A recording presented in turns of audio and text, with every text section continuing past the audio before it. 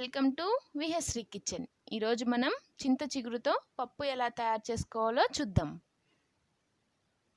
చింతాకు పప్పు తయారు చేసుకోవడానికి ముందుగా పప్పును ఉడికించుకోవాలి. అందుకోసం ఒక పాత్రలో 250 గ్రామ్స్ పెసరపప్పును హాఫ్ అన్ అవర్ పాటు నీళ్లు పోసి నానబెట్టి తీసుకున్నాను. తర్వాత 12 పచ్చిమిరపకాయలను వేసుకున్నాను. మీరు మీ కారానికి తగినట్టుగా పచ్చిమిరపకాయలను వేసుకోండి. ఇప్పుడు 1/4 టీ స్పూన్ పసుపు, అలాగే ముక్కలుగా కట్ చేసి పెట్టుకున్న ఒక ఉల్లిపాయను వేసుకోవాలి. తర్వాత పప్పు మునిగేంత వరకు నీళ్లు పోసి స్టవ్ మీద పెట్టుకొని ఉడికించుకోవాలి. పప్పు సగం ఉడికిన తర్వాత క్లీన్ చేసి పెట్టుకున్న చింతాకును వేసుకోవాలి. నేను ఇక్కడ 1 కప్పు చింతాకును తీసుకుంటున్నాను.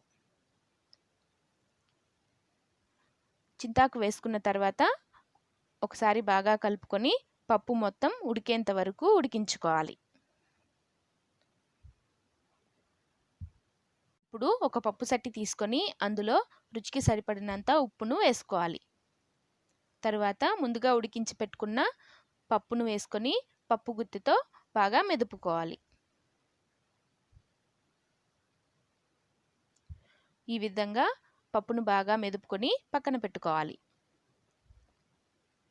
తర్వాత పప్పులోకి తాలింపు పెట్టడానికి స్టవ్ మీద ఒక ప్యాన్ పెట్టి అందులో 2 టేబుల్ స్పూన్ల నూనెను వేసుకోవాలి.